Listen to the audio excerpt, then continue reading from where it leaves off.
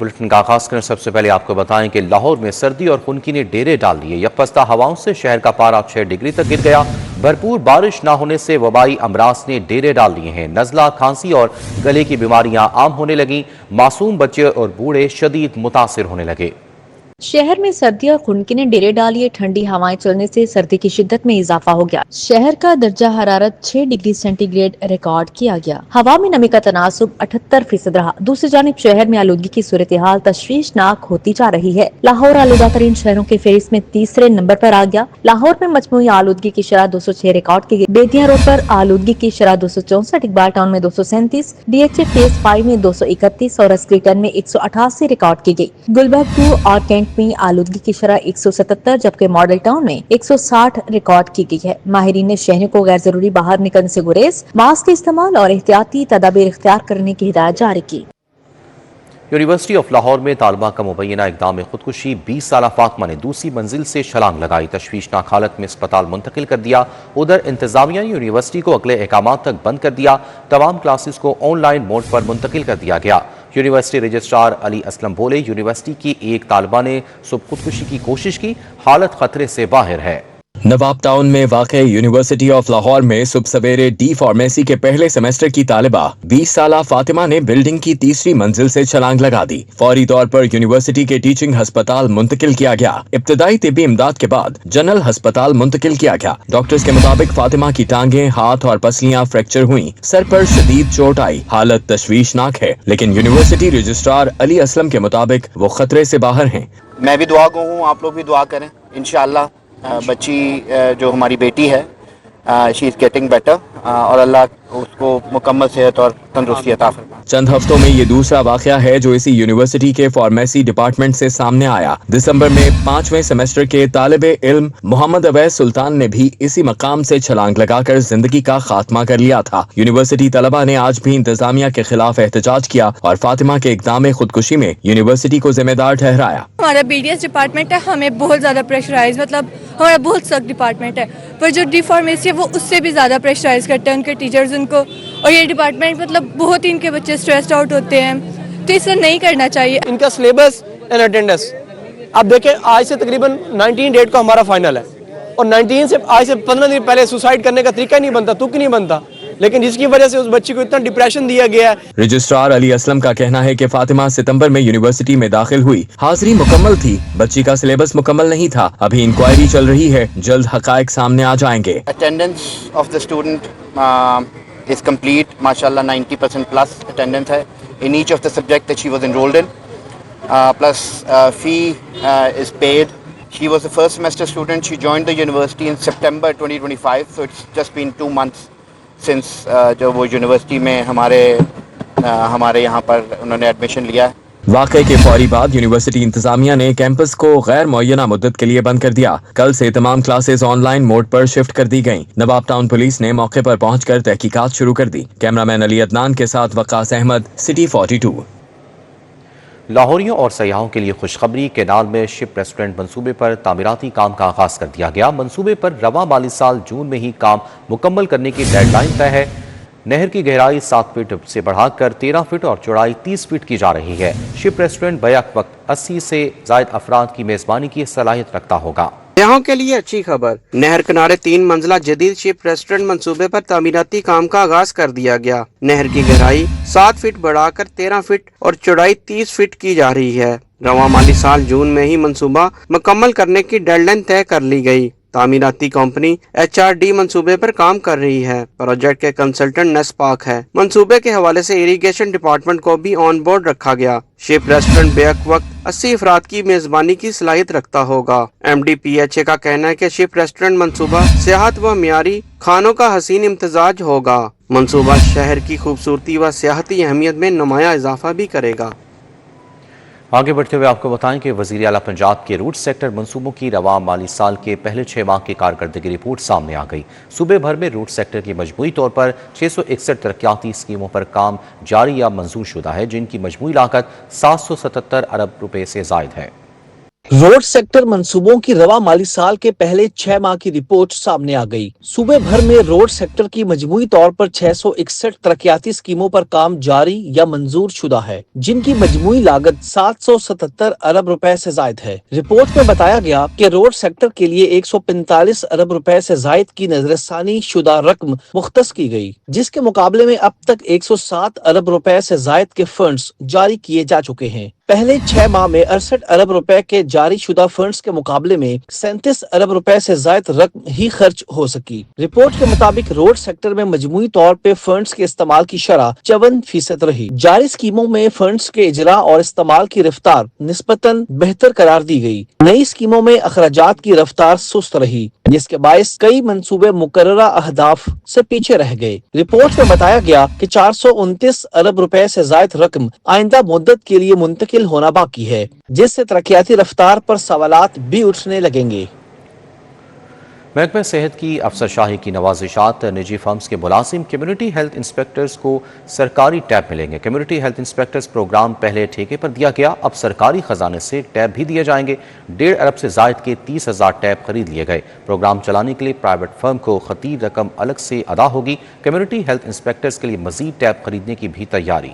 महकमा सेहत की अफसर शाही की नवाजिशात, प्राइवेट फर्म्स के दिहाड़ीदार मुलाजिम कम्युनिटी हेल्थ इंस्पेक्टर्स को सरकारी टैब दिए जाएंगे। कम्युनिटी हेल्थ इंस्पेक्टर्स प्रोग्राम पहले ठेके पर दिया गया, अब सरकारी खजाने से टैब दिए जाएंगे। पहले मरहले में 1.5 अरब रुपए से ज्यादा मालियत के 30,000 टैब खरीद लिए गए। सरकारी खजाने से खरीदे गए टैब प्राइवेट फर्म के आरजी मुलाजिम इस्तेमाल करेंगे। महकमा सेहत की जानिब से कम्युनिटी हेल्थ इंस्पेक्टर प्रोग्राम चलाने के लिए प्राइवेट फर्म को खती रकम अलग से अदा होगी। वाज़ेह रहे कि दिहाड़ी पर रखे कम्युनिटी हेल्थ इंस्पेक्टर्स के लिए सरकारी खजाने से मजीद टैब खरीदने की भी तैयारी कर ली गई है। सोने की कीमतों में 7,200 रुपए फी तोला इजाफा। खालिस 24 कैरात फी तोला सोना 4,73,000 रुपए का हो गया। 22 कैरात फी तोला सोना 4,33,583 रुपए और 21 कैरात फी तोला सोना 4,13,875 रुपए का हो गया। सराफा बाजारों में सोने की कीमतों में जबरदस्त इजाफा रिकॉर्ड किया गया। एक ही रोज में सोना 7,200 रुपए फी तोला महंगा हो गया। खालिस 24 कैरात सोने की कीमत बढ़कर 4,73,000 रुपए फी तोला तक जा पहुंची। सराफा बाजारों में 22 कैरात फी तोला सोना 4,33,583 रुपए में फरोख्त हुआ, जबकि 21 कैरात फी तोला सोने की कीमत 4,13,875 रुपए रिकॉर्ड की गई है। सराफा मार्केट के मुताबिक आलमी मंडी में सोने की कीमतों में तेजी और मकामी सतह पर डॉलर की कदर में उतार चढ़ाव के बायस सोने की कीमतों में इजाफा देखने में आया है। शहरियों और सरमायाकारों ने बढ़ती कीमतों पर तशवीश का इजहार करते हुए मुतालबा किया है कि हुकूमत कीमतों में इस्तेहकाम के लिए मौसर इकदामात करे। और यहाँ को बताएं कि शहर में बढ़ती हुई महंगाई ने गरीब और कम आमदनी वाले तबके की मुश्किलात में इजाफा कर दिया है। कम आमदनी वाला तबका बुनियादी अशिया खुरोनोश पर हुकूमती तवज्जो और फौरी रिलीफ का मुंतज़िर है। शहर में बढ़ती हुई महंगाई ने गरीब और कम आमदनी वाले तबके की मुश्किलात में इजाफा कर दिया। कम आमदनी वाला तबका बुनियादी अशिया खुरोनोश पर हुकूमती तवज्जो और फौरी रिलीफ का मुंतज़िर है। शहरियों ने मुतालबा किया कि कम से कम 7 से 8 बुनियादी अशिया जरूरियात की कीमतों में वाज़िया कमी की जाए। सार्फिन का मुताबिक चाय पत्ती 1780 से 1900 रुपए, खुर्दनी घी और ऑयल 590 से 600 रुपए फी किलो और चावल की कीमतों में 25 से 30 रुपए फी किलोग्राम इजाफा हुआ है। चावल 325 से 560 रुपए फी किलो है। उसके भी 20-30 रुपए बड़े हैं। जैसे कि चावल का है, चावल में भी 30 से 40 रुपए के में इजाफा हुआ है। और जो दूसरी कंपनियां आटे वगैरह हैं उसमें भी इजाफा हुआ है। जैसे कह लें कि उसमें 50-60 रुपए ना इजाफा हुआ है। तो जो गरीब है तबका है वो इसी चक्की में पिस रहा है। शहरियों का कहना है कि कीमतों में मुसलसल इजाफे ने घरेलू बजट तबाह कर दिया। इन अशिया की कीमतें फौरी कम की जाएं। दूसरी जानिब पंजाब टीचर्स अलाउंस पर नया तनाज़ा सामने आ गया। टीचर अलाउंस की मंजूरी मगर सरकारी फाइलों में एतराज़ात सामने आ गए। महकमा खजाना का 2.7 अरब रुपए सालाना माली बोझ पर तहफ़्फ़ुज़ात का इज़हार। महकमा कानून ने भी सर्विस रूल्स के बगैर अलाउंस पर कानूनी सवालात उठा दिए। पंजाब टीचर्स अलाउंस पर नया तनाज़ा सामने आ गया। टीचर्स अलाउंस की मंजूरी तो की गई मगर सरकारी फाइलों में एतराज़ात सामने आ गए। महकमे खजाना ने 2.7 अरब रुपए सालाना माली बोझ पर तहफ़्फ़ुज़ात उठा दिए। महकमे खजाना पंजाब के मुताबिक तालीम का 80% बजट पहले ही तनख्वाहों पर खर्च हो रहा है। IMF प्रोग्राम के बायस इजाफी माली गुंजाइश मौजूद नहीं। महकमे कानून ने सर्विस रूल्स के बगैर अलाउंस पर कानूनी सवालात उठा दिए। महकमे कानून के मुताबिक प्राइमरी और एलिमेंट्री में हेड टीचर की बाकायदा पोस्ट मौजूद नहीं। محکمہ اسکول ایجوکیشن کے الاؤنس دینے کے قواعد و ضوابط پر بھی اعتراضات ہیں۔ اساتذہ کے لیے 50,000 روپے سے 12,000 روپے تک الاؤنس منظور کیا گیا تھا۔ اور یہاں ہم کو بتائیں کہ بسنت میں 1 ماہ باقی پتنگوں اور ڈور سازی کا عمل شروع نہ ہو سکا۔ ڈی سی آفس میں دی گئی درخواستوں پر تصدیق کا عمل جاری۔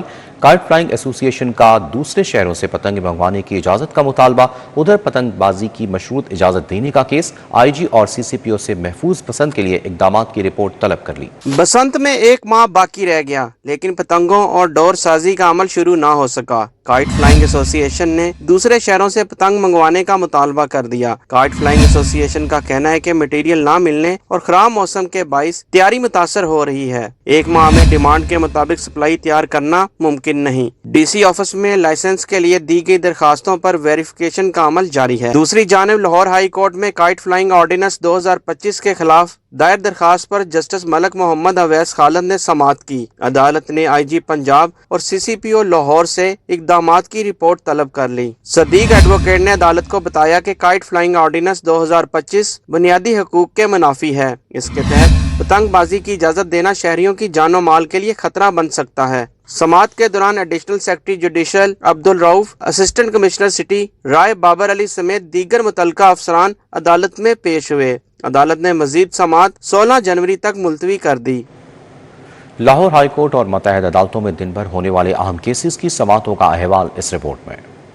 ہائی کورٹ میں سانحہ 9 مئی سے متعلق انسداد دہشت گردی مقدمات میں اہم پیش رفت سامنے آئی ہے۔ Chief justice Lahore high court justice Aalia Neelum کی منظوری سے 2 رکنی خصوصی ڈویژن بینچ تشکیل دے دیا گیا۔ 2 رکنی بینچ جسٹس سید شہباز علی رضوی کی سربراہی میں کام کرے گا۔ جسٹس تنویر احمد شیخ بھی بینچ کا حصہ ہوں گے۔ روسٹر کے مطابق 2 رکنی بینچ 9 جنوری سے 28 جنوری تک، پیر سے جمعرات تک انسداد دہشت گردی سے متعلق مقدمات اور اپیلوں کی سماعت کرے گا۔ ہائی کورٹ میں یوٹیوبر رجب علی بٹ کے وکیل میاں علی اشفاق ایڈوکیٹ کے لائسنس معطلی کے خلاف دائر درخواست پر سماعت ہوئی۔ عدالت عالیہ نے پنجاب بار کونسل سے میاں علی اشفاق کے لائسنس معطلی سے 6 جنوری تک متعلق مکمل ریکارڈ طلب کر لیا۔ جسٹس ملک محمد اویس خالد نے میاں علی اشفاق ایڈوکیٹ کی درخواست پر سماعت کی۔ لاہور ہائی کورٹ میں بھٹا مزدوروں کی بازیابی سے متعلق کیس کی سماعت۔ عدالت نے مزدوروں کے بیان کی روشنی میں انہیں بھٹا مالک کے ساتھ جانے کی اجازت دے دی۔ جسٹس محمد جواد ظفر نے کیس کی سماعت کی۔ باغبان پورہ میں ثقافتی پروگرام کے دوران نقدہ کوکا گانا پر فراز امجد قبال کے خلاف مقدمہ درج کرنے کا معاملہ۔